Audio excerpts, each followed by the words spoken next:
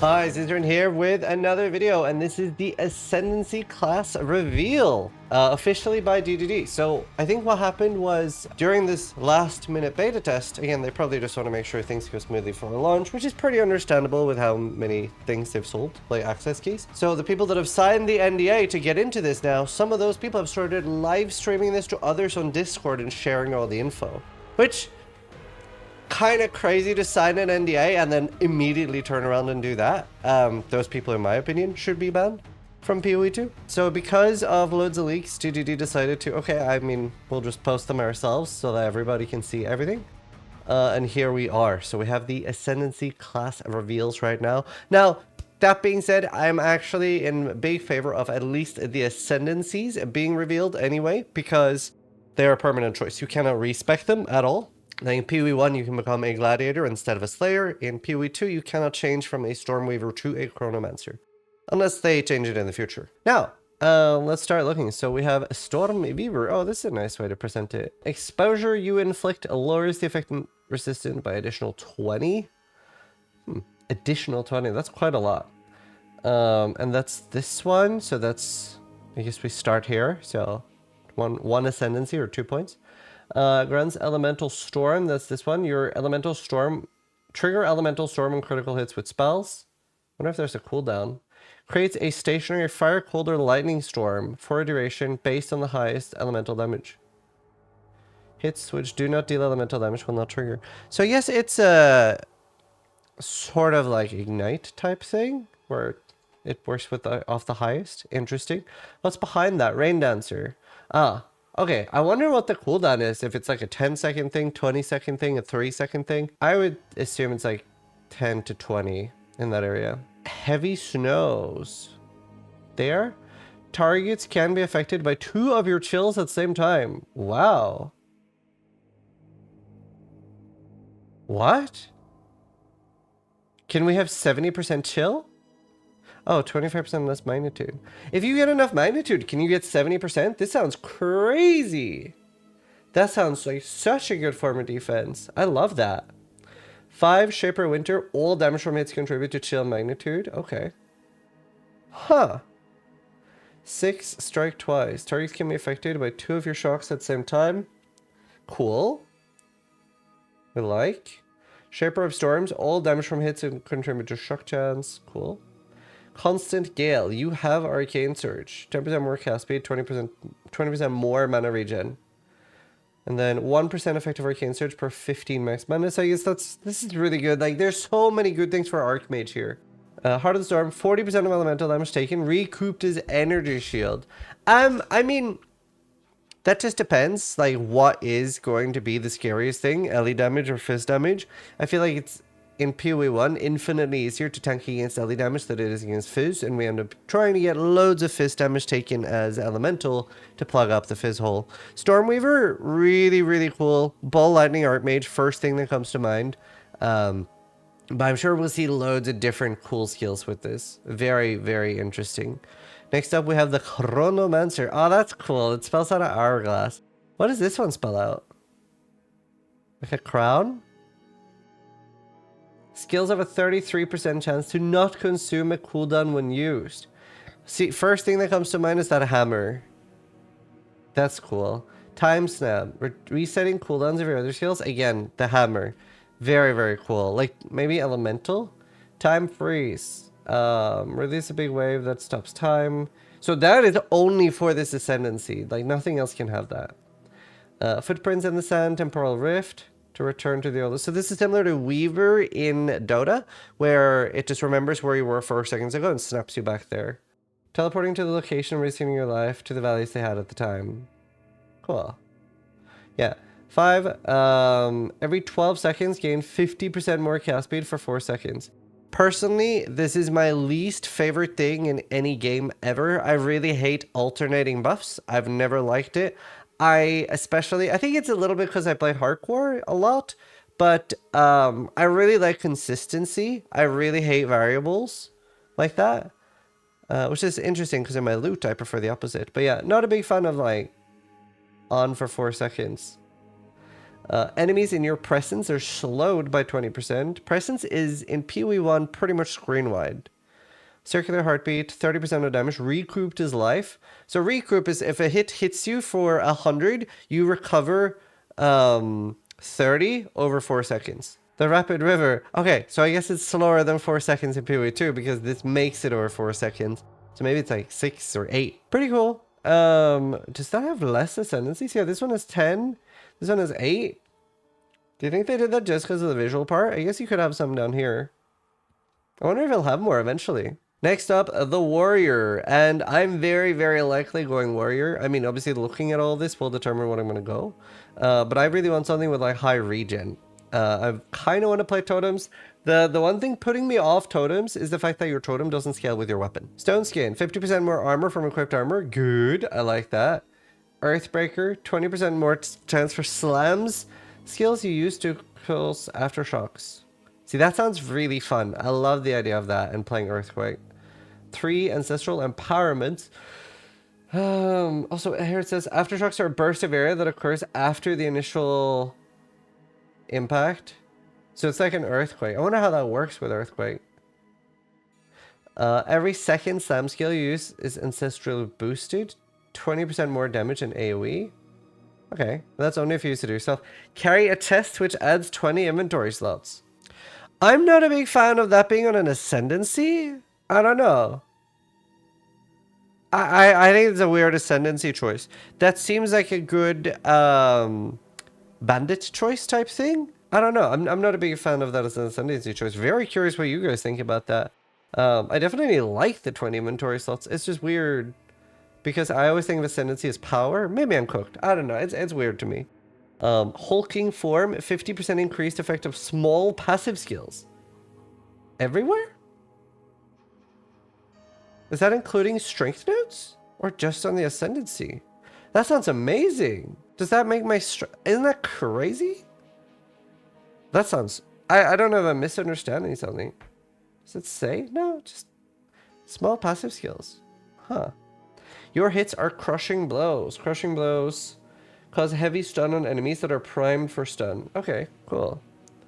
Surprising strength, 40% more damage against heavy stun enemies. So I guess on this build, you're trying to build up stuns as much as you can. Maybe there's a way to increase the duration of that. And when something is stunned, you just absolutely pummel it. 15% more maximum life. Okay, I gotta say, I'm really, really leaning towards Warrior, Titan. But let's look at Warbringer. I'm willing to be convinced to be something else. Break armor equal to 10% of hit damage dealt. Okay. You can break armor to below 0. Okay. I don't know. None of those seem like super pog to me. Grand skills, encase in jade, gain a stack of jade every second. That is cool. I do like that like oh shit button. Grand skills, ancestral spirits, trigger ancestral spirits when you summon a totem. Each of your totems will summon an ancestral spirit minion to fight for you. If the totem dies, then the ancestral spirit will too. See, that sounds really fun again. I do like that a lot. Wooden wall, 20% of damage from hits is taken from your nearest totem's life before you. Very tanky, very nice. Renly's training, 40% base chance to block instead of the shield's value. Wait, 40% base chance to block from... Oh, okay, so it just ignores it. Turtle charm, 35% less block chance. Can block damage from all hits while the shield is not raised. Does that mean even AoE? From what I'm understanding of this, is you can get block chance to 75%. And obviously, like, you have 100% block, I think, when you actually hold the block up. But I'm assuming this means you can get... Like, it's harder to get it to 75, and you can get it to 75, but you can block AoE hits with this. I'm assuming. That's my reading of it, but I could be wrong. I'm also tired. I'll blame it on that if I'm wrong. Warcaller's Bellow. Corpses in your presence explode when you war cry. That sounds really cool. Wonder if there's a desecrate. Ignore Warcry cooldowns. So I'm guessing there's still a minimum cooldown. After reading this, I'm definitely leaning towards Titan. Okay, Deadeye. If I was just gonna play softcore and not consider playing hardcore next, I would probably... I love the idea of a bow character. 30% chance they would... I don't know. All of it looks so cool. I think Monk looks the least cool to me. But we'll see. Maybe I'll like warm up to it after seeing the Ascendancy stuff. 30% chance that if you get a frenzy charges, you instead gain up to your max number of frenzy. Cool. Benefit from consuming frenzy charges from your skills have 50% chance to be doubled. Also, another thing I will mention too, just because of the way they're presenting it. I don't know if anyone else has had this experience, but like obviously in PoE 1, I have a very disconnected view, in a good way, of the Ascendancy has nothing to do with the specific skill.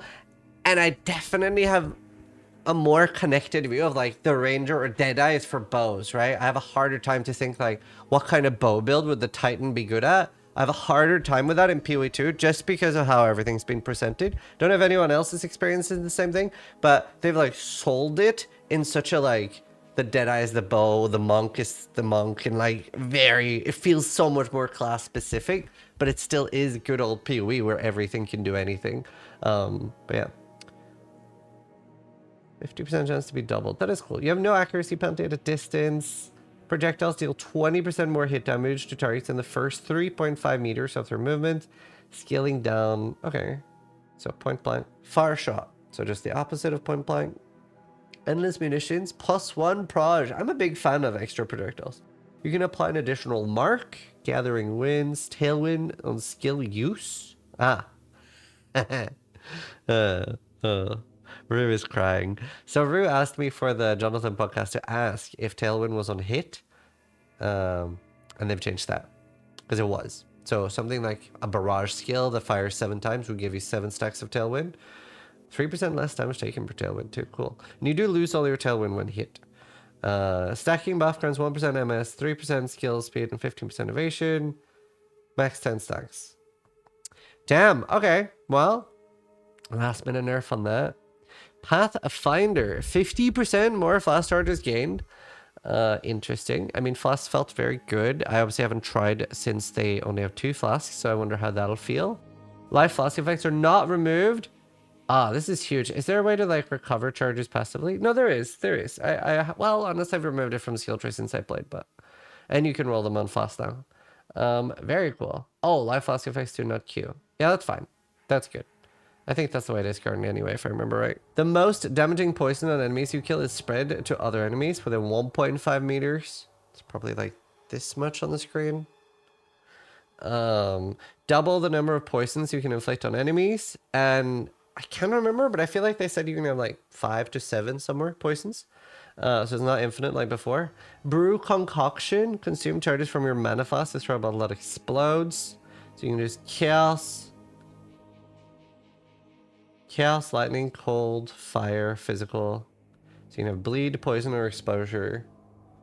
I would love for the concoctions to be really cool. I'm not a huge fan of them, the way they've been before. But that'd be cool if they're really good. Traveler's Wisdom grants 5 passive skill points. 7. 30% less movement speed penalty when using skills when moving. Man, for things like skill points, with the skill tree being the way it is, with like no masteries, it looks a little bit smaller, and I'm guessing we don't have cluster rules. I don't think I've seen a mention of it. I'm a little bit worried that we will run out of points, is one concern, but we'll see, I guess. Excited to see how that pans out. Your speed is unaffected by slows. All right, next up we have the Witch. Now that looks so cool. Wonder if it does it change your like character art? I can't remember. Sanguimancy grants skill life remnants. Skills gain a base life cost equal to mana cost. Drink the blood of your enemies to restore your life. While active, enemies you kill have a chance to spawn a life remnant. Critically hitting a target spawns a life remnant every few seconds, so it will work on bosses, and picking up them gives you life, which can overflow your max life. So if you have 2,000 life, you can have 4,000, so 2 in overflow. 10% of spell damage leeches life. That is very cool. Curses have infinite duration, very practical, especially for boss fights. Blood barbs, 10% of damage is extra physical. And that's 10% of any damage. So even if you were using fire damage, that would give you extra physical damage. Elemental damage also contributes to bleeding magnitude. Interesting. Very interesting. So you can do a fire bleed build. 1% increased critical damage bonus per 40 life. Base crit chance for spells is 15.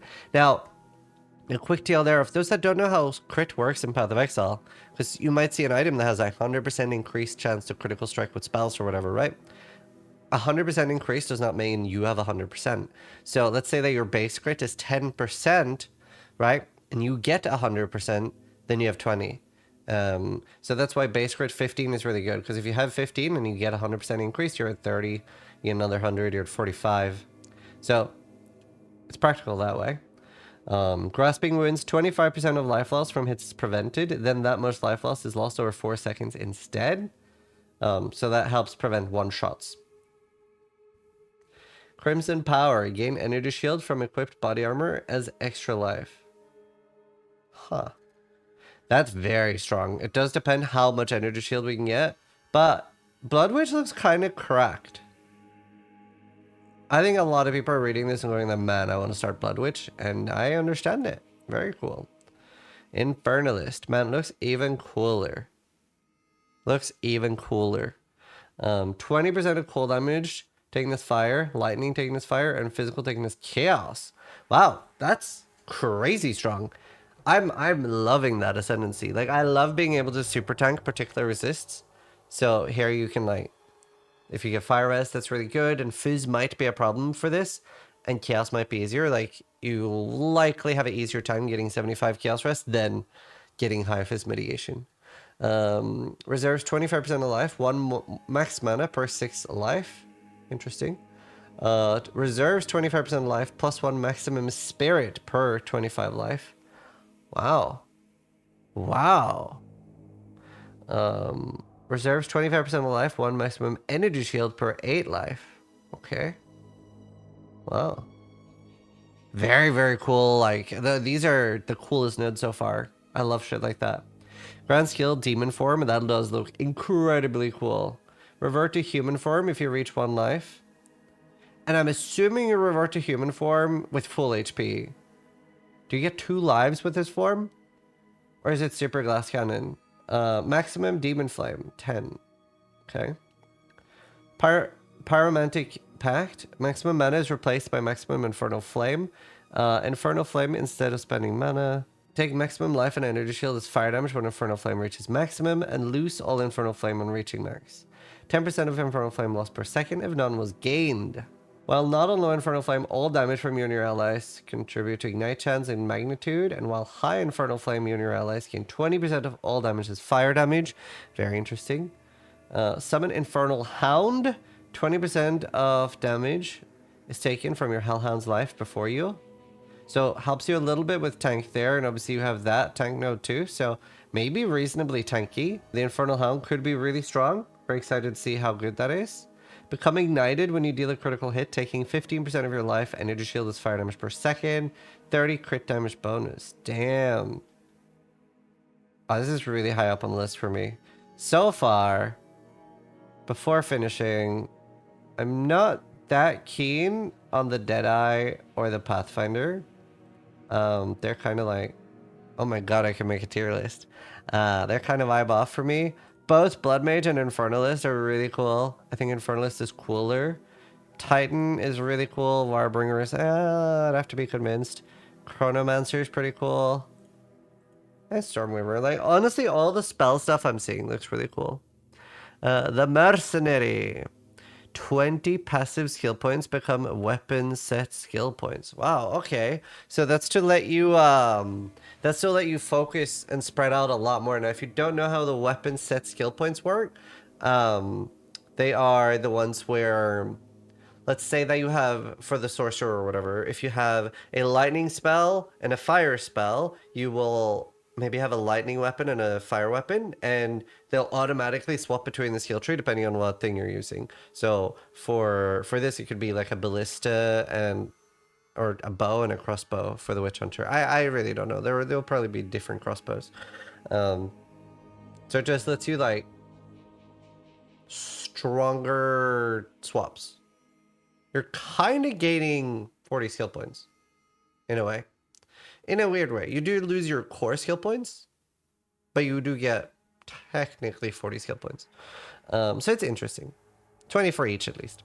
Culling Strike, Pitiless Killer.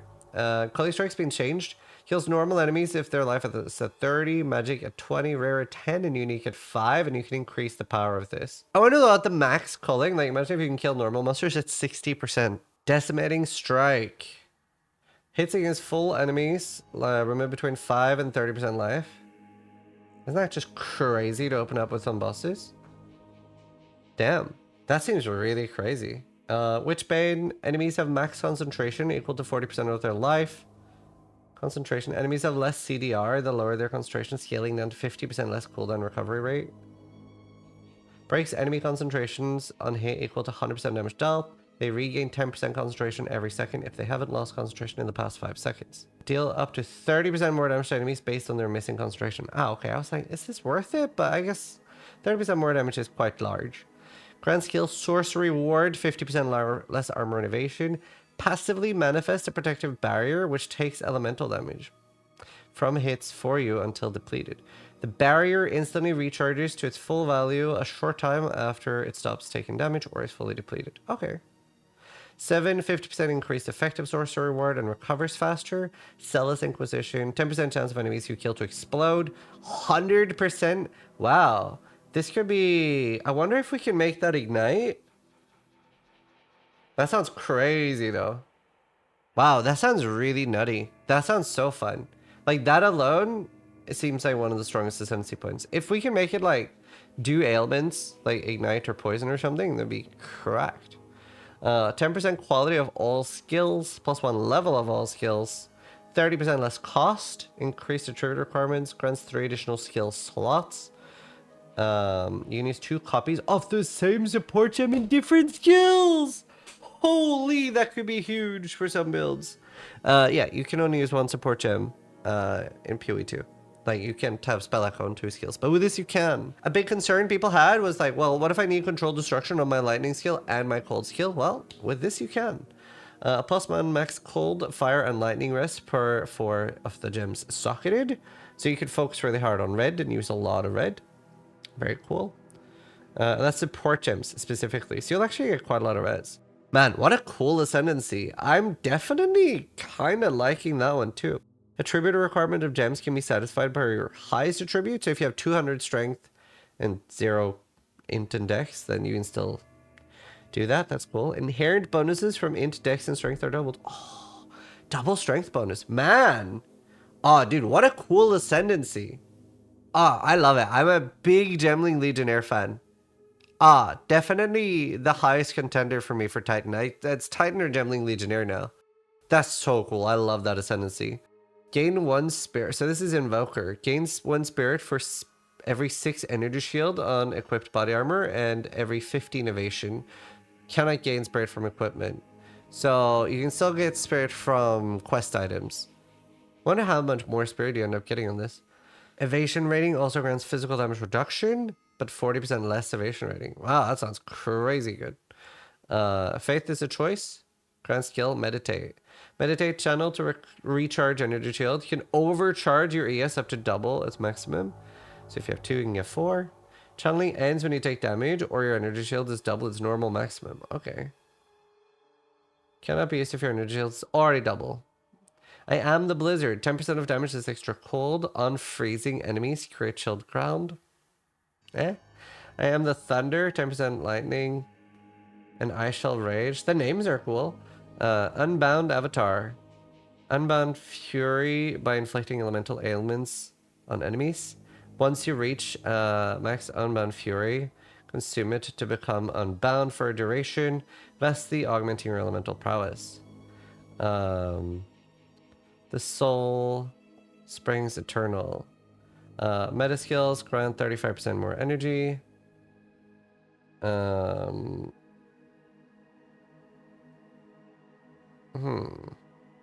Okay.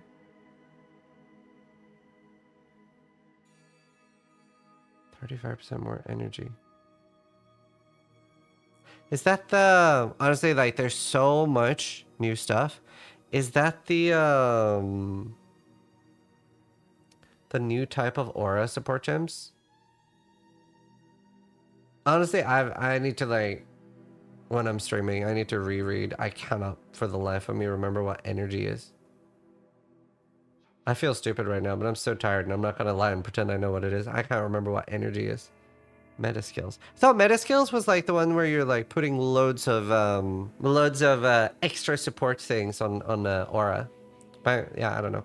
I can't remember now. Critical hits ignore non-negative enemy monster resistance. Huh.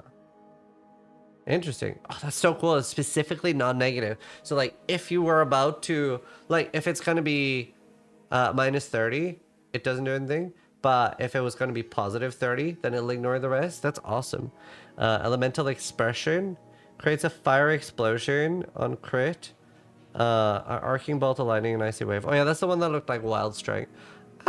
Invoker looks okay. Again, I need to look over what energy is. Acolyte of Cholula. Mana Leech is instant. 10% max Chaos Res. Chaos Res is doubled. Very cool. You cannot recharge Energy Shield. Mana Leech also recovers Energy Shield. That is really spicy. I like that. Especially with it being instant. And then lots of extra chaos damage, similar to the Trickster node in P1.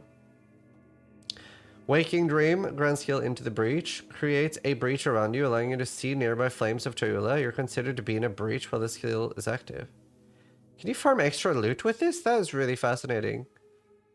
Lucid Dreaming. Effect and duration of Flames of Cholula on you is double. Collecting Flame of Cholula grants the following bonus. Red Flame of Cholula leech 7% of your life. Blue. I think maybe it's just a thing that you're in breach. I don't know if there'll be monsters and stuff. I think it might just make the purple effect with lots of like power-ups. Blue Flame 7% leech mana. Purple stacking buff 7% damage as chaos. Alright. Fascinating. I would assume there's no monster farming. Embrace the Dankness. Remove all spirit. Base max darkness is 100. For each life or energy you lost to damage, reserve 1 darkness instead if possible. Darkness restoration lasts for 10 seconds. 5 max darkness per level. The darkness stuff is interesting. For each life lost to damage, reserve 1 darkness if possible. For each life, though. So if you get hit for 700, it's just gone instantly? Am I crazy? Oh no. Base max darkness is 100 though. That sounds kind of odd to me. Grasp of the Void. Gain 1% of damage as extra chaos per 20 unreserved darkness. 50% reduced darkness reservation duration. Yeah, I don't know. Definitely my favorite is Gemling, Legionnaire, and Titan. I'm 80% leaning towards Titan. They both sound really, really cool. Gemling Legionnaire is just so spicy. I love that. Like, most streamers seem to be picking very different things. It's really interesting. And obviously, we don't know what's going to be good or bad yet. But definitely want to play like a Ancestral War Chief Totem Bunk kind of thing. But the Totem not scaling my damage puts me off that. So I would probably try that and then be like, yeah, this fucking does no damage. I hate it. Or maybe it'll be the other way around where it's really good early and then it'll like become more earthquakey later on. But either way, I'm glad that we got all these Ascendancies. I'm kind of sad GDD's hand was forced. But I'm glad we got all the Ascendancies because they aren't, you can't respect these. So it's a very big choice, right? So yeah, kind of nice. I like it. And yeah, let me know what your favorite was in the comments down below. Sub if you liked the video. But more importantly, try to die less than I do.